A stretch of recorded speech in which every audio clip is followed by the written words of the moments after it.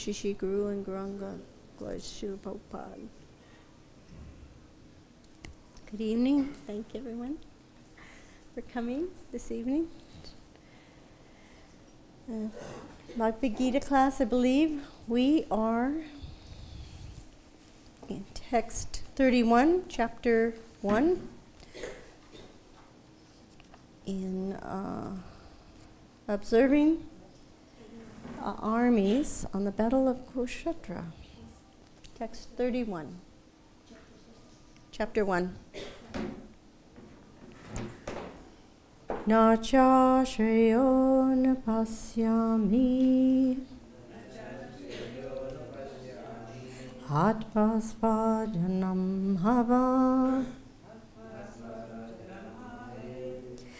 Na kankche vijayam Krishna Na cha rajam sukhani cha Na cha shreyo napasyami Atpasvajanam ahave Na kanse vijayam Krishna Na cha rajyam sukhani cha Na cha shreyo napasyami Atpasvajanam ahave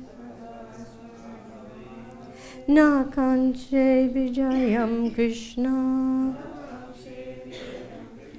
Na cha rajam sukhani cha Rajam sukhani cha Na nor cha also shreya good anupasyami I do I foresee hatva by killing svajanam own kinsmen ahave in the fight na nor kanche do I desire vijayam victory Krishna O Krishna na nor cha also rajyam kingdom sukhani happiness thereof cha also I do not see how any good can come from killing my own kinsmen in this battle, nor can I, my dear Krishna, desire any subsequent victory, kingdom, or happiness. Srila Prabhupada's purport. Without knowing that one's self-interest is in Vishnu or Krishna, conditioned souls are attracted by the bodily relationships, hoping to be happy in such situations. In such a blind conception of life, they forget even the cause of material happiness. Arjuna appears to have even forgotten the moral codes for a Kshatriya. It is said that two kinds of men, namely the Kshatriyas, who dies directly in front of the battlefield under Krishna's personal orders, and the person in the renounced order of life who is absolutely devoted to spiritual culture, are eligible to enter into the sun glow, which is so powerful and dazzling. Arjuna is reluctant even to kill his enemies, let alone his relatives. He thinks that by killing his kinsmen, there would be no happiness in his life, and therefore he is not willing to fight, just as a person who does not feel hunger is not inclined to cook. He has now decided to go into the forest and live a secluded life in frustration. But a Kshatriya, he requires a kingdom for his subsistence, because the Kshatriya cannot engage themselves in any other occupation. But Arjuna has no kingdom. Arjuna's sole opportunity for gaining a kingdom lies in fighting with his cousins and brothers and reclaiming the kingdom inherited from his father, which he does not like to do. Therefore, he considers himself fit to go to the forest to live a secluded life of frustration. Let's repeat this verse.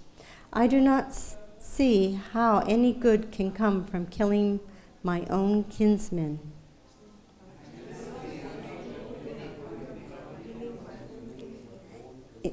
In this battle, nor can I, my dear Krishna, desire any subsequent victory.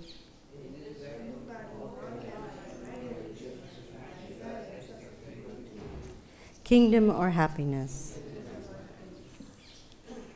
Om Gana Timrandasya Gana Gana Salakaya Jaksun Militanena Tasmai Shri Gurave Namaha Shri Chaitanya Manobhistam Srapitam Yena Putale Swayam Rupa Kadanmayam Dadanti Swapadantikam He Krishna Karuna Sindhu Dina Bandhu Jagapate Gopisa Gopika Kanta Radha Kanta Namostate Tapta Kanchana Gourange Radhe Vindavanishvare Vishabhanu Sute Devi Pranamami Hari Priye Panchakalpa Tarubhyascha Kripa Sindhu Payevacha Patitanam Bhavanevyo Vaishnavevyo Namo Namaha Shri Krishna Chaitanya Prabhu Nityananda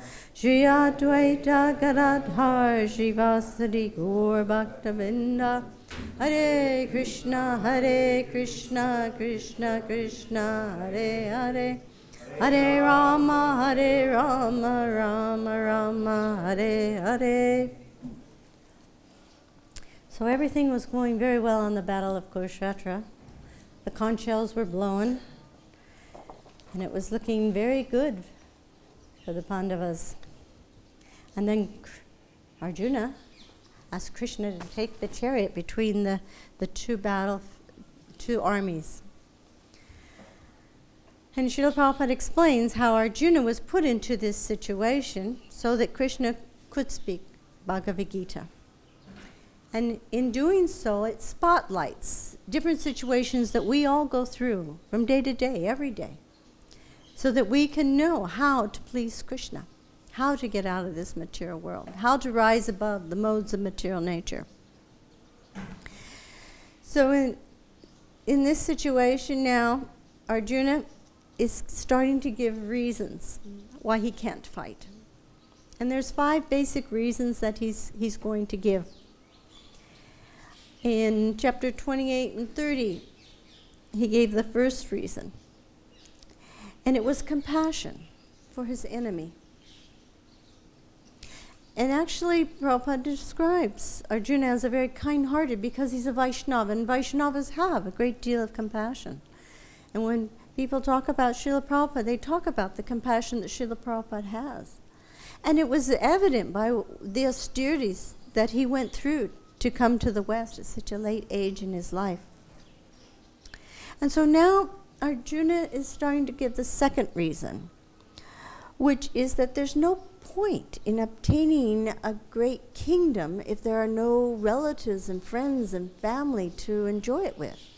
This is what a materialistic person, he gains a lot of material things is to share with his family. We see that in the West right now, there's a president who has put his whole family and all his friends in the cabinet.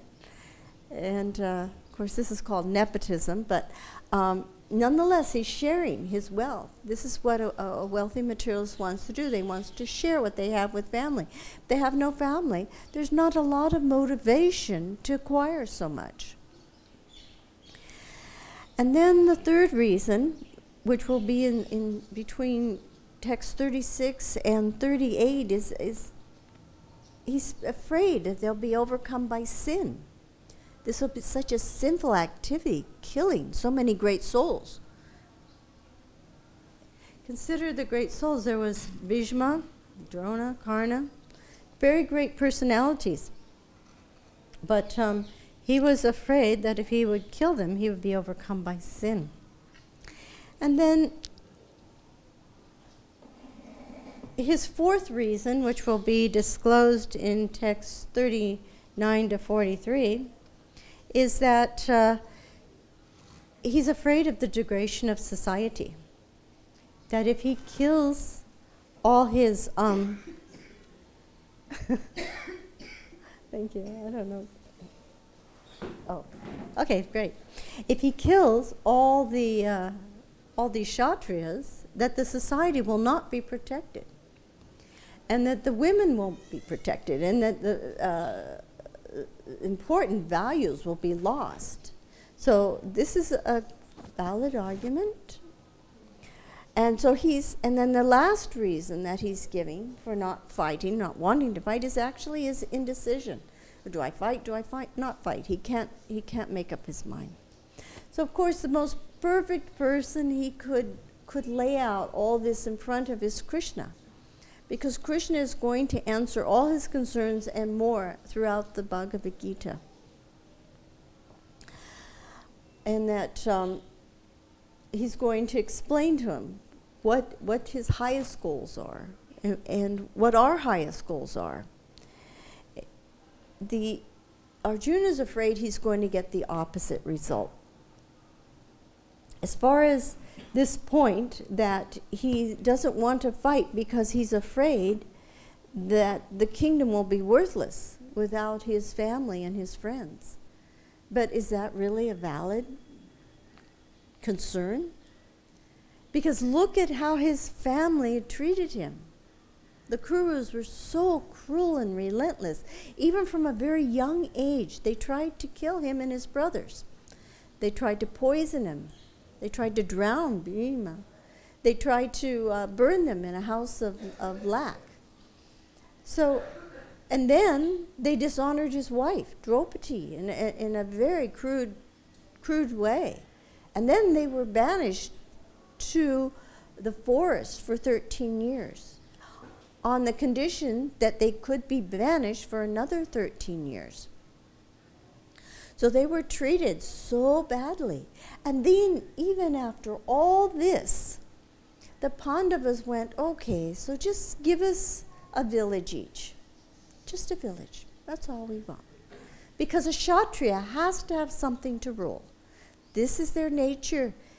They cannot become beggars. So they were so humble, they said, okay, just give us a village.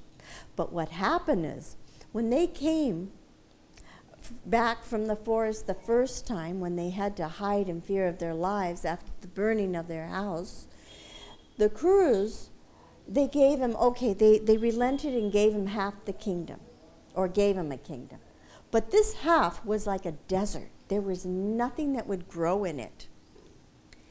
But the Pandavas accepted very humbly. They went there, and because of their elevated pious activities, and because they were all pure devotees, this desert-like land, rain started coming, plants started growing, animals returned to the area.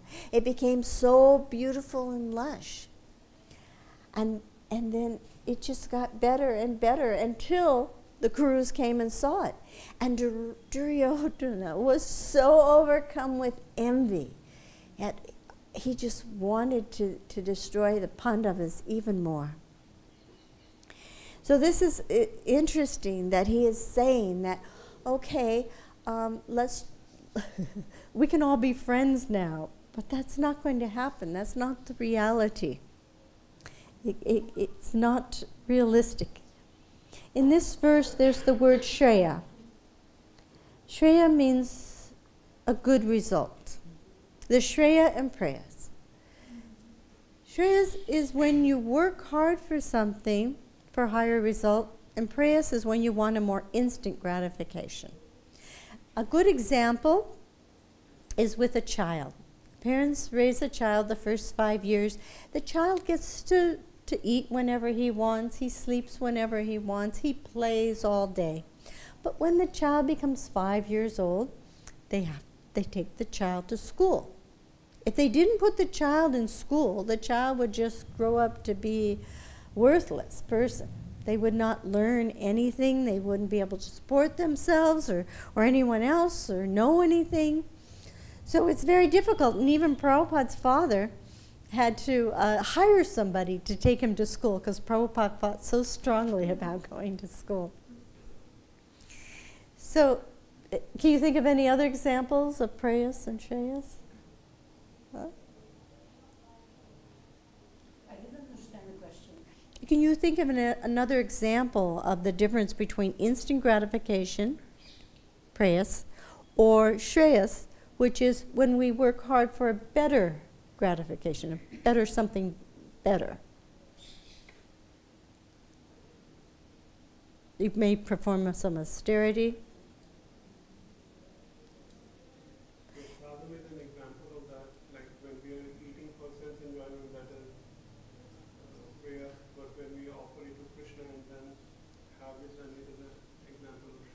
Thank you. That's an excellent example. Yes. Any others? Even a student who wants to get a good grade in school, he'll study for a test. It may mean he gives up going out with his friends and playing or whatever, but he'll study hard in order to get a good grade. And even a businessman, he may give a gift to somebody in order to get a bigger sale. So there's so many different ways that prayas shreyas that it's something that we probably think about throughout the day much more than we think. And then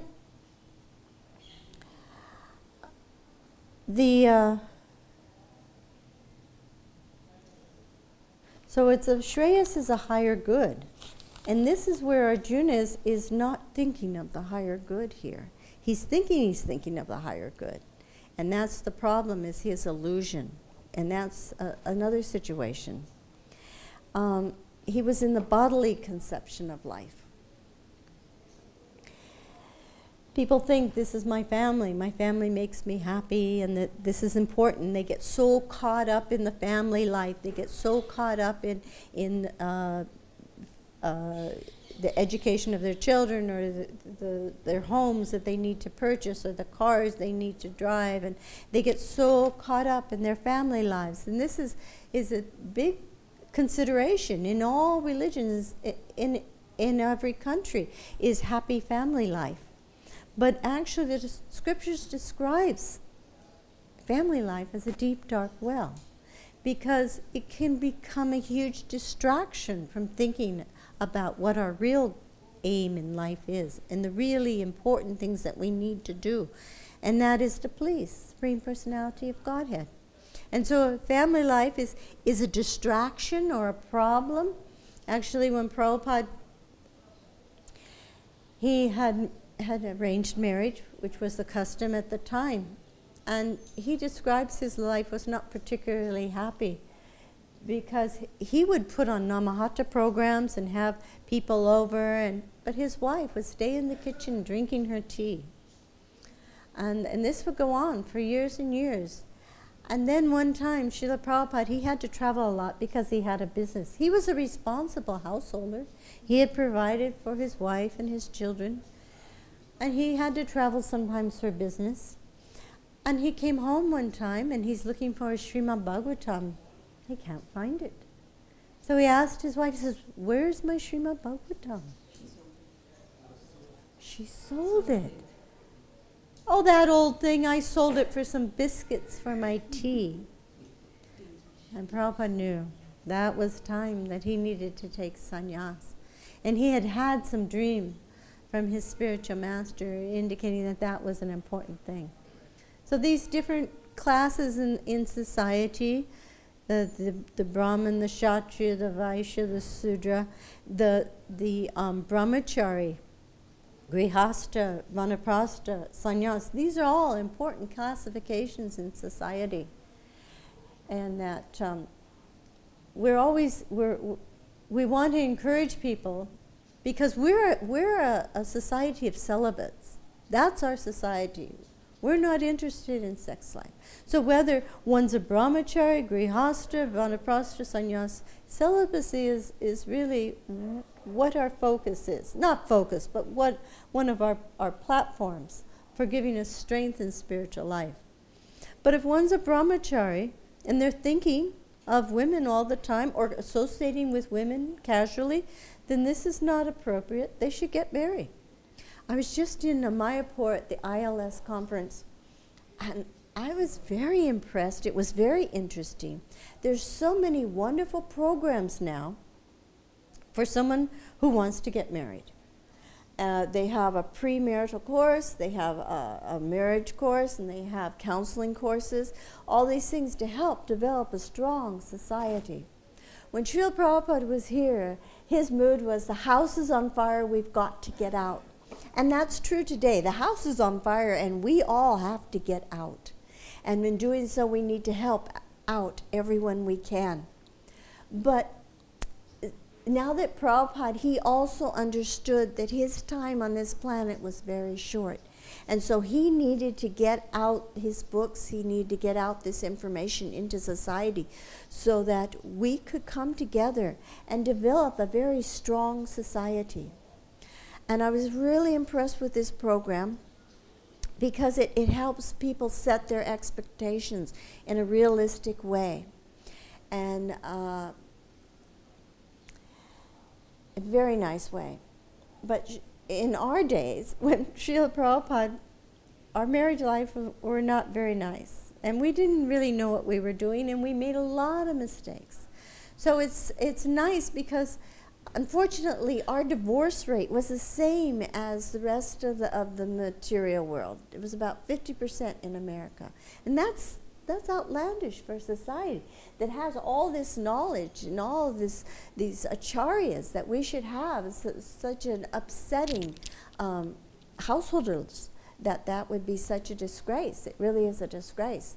So it's very enlivening to see these programs that will help us create a very strong society that will attract a lot of people.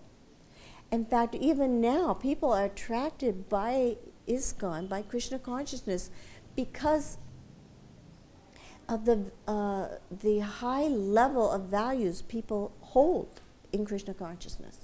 In like the Catholic Church right now, there's so many protests and arguments about what their clergy wants to have abortions. They want to have gay marriages. They want to have divorce without repercussions. So they consider the church to be out of touch. They consider the church to be old-fashioned. But these values, they're not old-fashioned. They're not out of touch. This is how we get a higher consciousness, is by living a life of purity. So, anyway, there's so many anxieties in family life. And Arjuna is thinking that this is the real happiness. But the really important thing, the real Shreyas, that we all understand, is that we need to make Krishna happy. And how do we do that? How do we make Krishna happy? How do we know what Krishna wants to be happy? And it's so wonderful that Srila Prabhupada has given us so many books. And in these books, it's like receiving daily emails of messages. This Bhagavad-Gita is spoken by Lord Krishna himself. These are his words. And Srila Prabhupada is explaining it so that we can understand exactly what Krishna wants. And so we can apply that to our lives. And as it says here, that Arjuna, in such a blind conception of life, they forget even the cause of material happiness. Arjuna appears to have even forgotten the moral codes for a Kshatriya. It is said that two kinds of men, namely the Kshatriya, who dies directly in front of the battlefield under Krishna's personal order, and the person in the renounced order of life who is absolutely devoted to spiritual culture, are eligible to enter into the sun globe, which is so powerful and dazzling. And this is so amazing. I mean, how many of you understood before you came to Krishna consciousness that someone could live on the sun globe? The scientists are telling us, oh no, there's no life on the sun globe. But the scientists are not taking into consideration the knowledge that Srila Prabhupada gave us, that there's different types of bodies. There's earth bodies like we have, water bodies, ether bodies, air bodies, fire bodies. And so in the sun globe is this heavenly planet. It's one of the heavenly planets, which is a very elevated position. So Arjuna had the choice here. He could either go to the sun globe and live a very glorious demigod-like life, or win the kingdom and enjoy the results of winning the kingdom there on earth and still be with Krishna. But he doesn't even know because of this illusion. This illusion is the influence of the modes of material nature, which Krishna gets into explaining very well, and the urges of the mind. So also, it's important to remember that there's different orders in society. And the Kshatriya, he cannot be a beggar. He can be a demander. He controls. He protects. He fights wars. This is a Kshatriya. A Kshatriya is not a beggar. And here it says that a Kshatriya, he requires a kingdom for his substance, because the Kshatriya cannot engage themselves in any other occupation. But Arjuna had no kingdom. Arjuna's sole opportunity for gaining a kingdom lies in fighting with his cousins and brothers and reclaiming the kingdom inherited from his father, which he does not like to do. Therefore, he considers himself fit to go to the forest to live a secluded life of frustration. But that's not acceptable. It's not acceptable. These orders in society help organize society, help control society, help give peace to society. The orders are very important. And as we embark on this mission to recreate orders of society, we can try to observe our own selves and see, what do I like to do? What is it? What is my nature? And try and gravitate into that type of lifestyle. In this way, we will have a more peaceful life. And the Kshatriyas, they have to have a kingdom. After Arjuna and his brothers came back from the forest, after 13 years of being banished to the forest, they asked for what? Village each. That's all. 5 villages. And what did Duryodhana say to him? I won't give you enough land to put on the tip of a pin. So they had no choice. They had to fight. This was his. But what he did have a choice was to control his mind. Of course, in this situation, we know Arjuna, a very advanced Nicha Siddha, truly liberated soul. He doesn't, but this part he's playing is a part of a human, our part. And that if we let our minds run without controlling them, Vacha Vegam Manasa Krodha Vegam, we have to control we have to control the urge of these emotions and of these things that come up and demand us to deviate from our service, deviate from our responsibilities, deviate from being conscious when we chant our japa.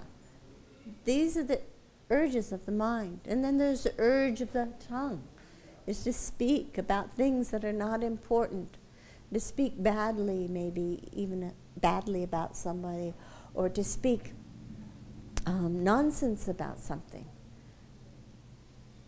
And then, of course, there's the urge of the genital. The genital needs to be controlled. And that's why we need to have good, strong householder families to be good, responsible examples for society.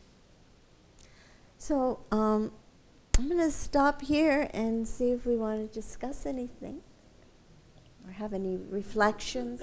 Yes, Prabhu.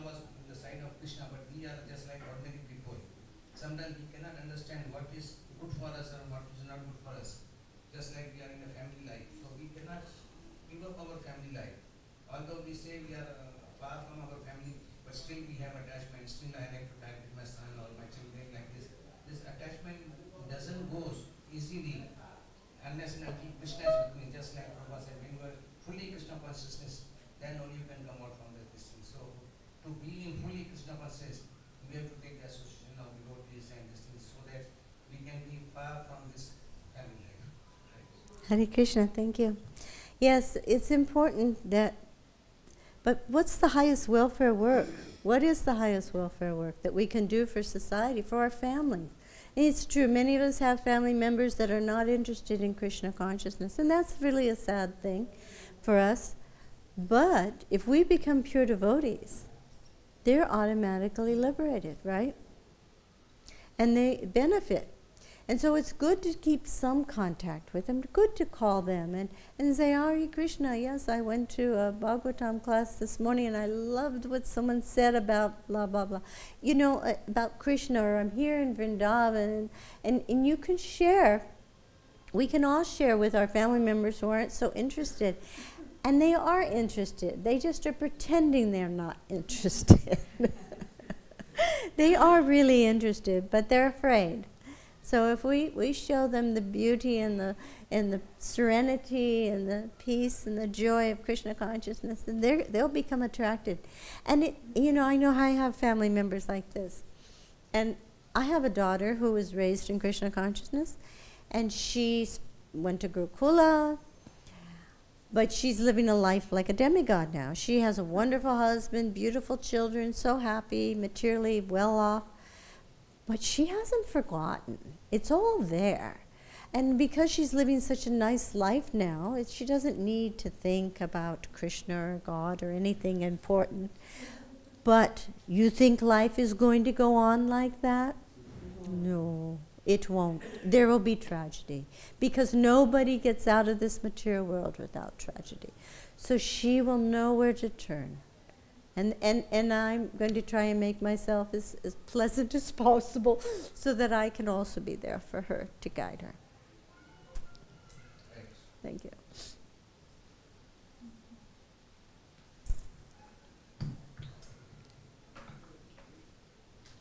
Srila Prabhupada has emphasized a lot on one ashram dharma, like about the 4 classes. Mm-hmm. In today's world, how do we define, like in the initial year it was based on the birth.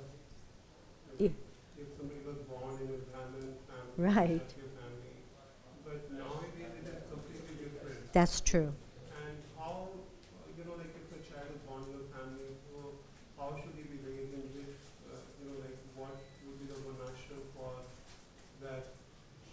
Well, I think, family or yeah, we can't really base it on the family any longer, because we see that in so many examples in so many ways.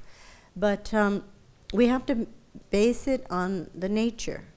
And who is most familiar with our natures but ourselves? So what is our nature? And the other point that's really important is this is Sanatana Dharma. So the fact that we're all devotees, that's the first thing. And a devotee, unfortunately, the caste system in India has become rather wretched because they treat lower caste so poorly. And upper class are so hypocritical. So we have to redefine this as a society. And we have to do this with our intelligence and with our compassion and with Srila Prabhupada's books. But Mahatma gives a really nice seminar about finding one's nature. And he basically says, you focus on what do I like to do. You know, do I like to work hard all day? You know? So that was my question. I was thinking to ask how you find out what is your nature. What is your nature? You find out by what you like to do. And so observe yourself. What am I geared? What do I like to do? Do I like to do deity worship? Do I like to read and study books? Then most likely you're probably a Brahmana. Am I very much interested in administration and helping with the management of the temple and things like that? I'm probably a Kshatriya. Do I like to make money? I'm really good at making money. Probably a Vaishya. And so it's like that. We can kind of get an inclination of what our nature is, and from there, we just situate ourselves in that kind of service. So that because that's what service is about, is doing what we're good at doing for Krishna, and then the society will run fairly smoothly. But we can't take the perverted sense of the caste system that's out there today and apply it internally. That'll cause difficulties for the devotees. Because I know devotees in LA. There's this one fabulous devotee. He's been there for many, many, many years. And he works like, he does the work of 10 men. And he's in his 60s now. And he's also a great, great devotee. He's a lot like, and he's compared to Jayananda all the time. You remember who Jayananda was? Yeah. So we can't look down upon somebody else because we think we have a better service. And Prabhupada made that very clear, is that it doesn't matter if you're a book distributor, you're doing deity worship, one service is not higher than another. The idea is that we keep ourselves totally absorbed in doing service.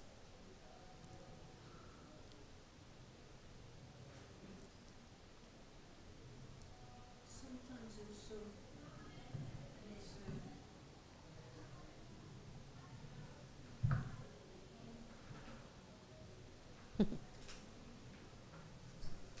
there's also the idea of doing the needful. Yes. Good point. Would you like to speak a little about that? I mean, regardless of what your nature is, what you'd like to do, sometimes surrender to Guru and Krishna means to do something that you don't like to do. That's a very good point. Thank you. And that's kind of how it was in the early days, too. We just did with the needful. And Prabhupada said that if you see something that needs to be done, then you are the one who should be doing it. And so yes, that's also part of surrender, is doing with the needful, doing what we have to do to keep this movement going.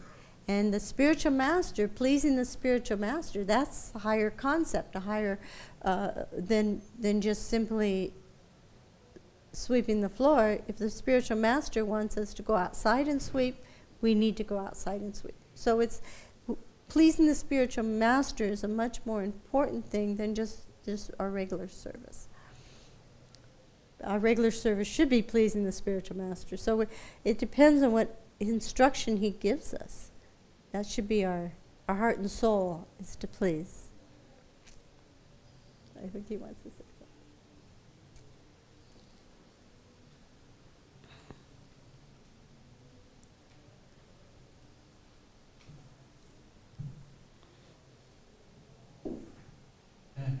Mother, you were speaking that recently you went to Mayapur and you saw this, so many things are going on, the marriages are separate, they are showing people how to do better in this one. I remember the Prabhupada said, he's a sannyasi, he's not supposed to do this one things, but in the beginning he arranged everybody's marriages. Yeah, yeah. So sannyasis are not supposed to do, but sometimes we have to do it. Some people, they come, just recently somebody came to me, then I want to get married, you find someone, some other member, I introduce her. So I think that I'm one person, why should I be intending with that one? But for some benefit for them, so we should try to help them how we can do the things. Yes, but you know, you don't have to deal with it now.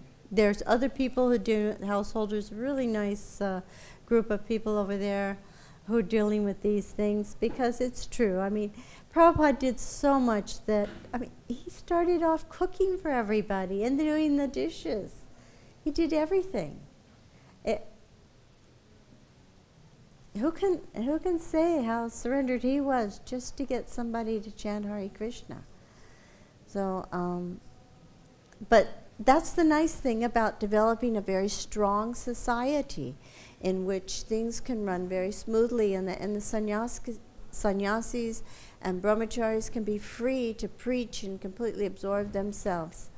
And householders, they can have a resource for any problems they might have. I mean, all these things are so wonderful that we have them in our society. They're anticipating in Mayapur 50,000 devotees living there by 2022. I can't imagine, but 50,000 devotees. Amazing. Yeah.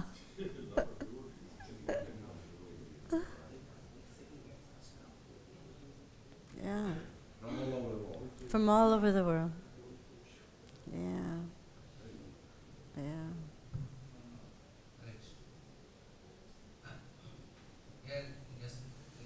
So what's the problem? I'm sorry. I said, what's the problem? No problem. Just like Prabhupada gave the example, they want to be United Nations, want to unite everybody. But they could not unite this one. But yet Prabhupada shows that how he united everybody and made everybody come together. It's so true. Where else? What other society, what other religion has people from all different countries coming together and worshiping God and agreeing on how it's done? It's a wonderful thing what Srila Prabhupada gave us. So it's really the peace process, peaceful solution for our world's condition.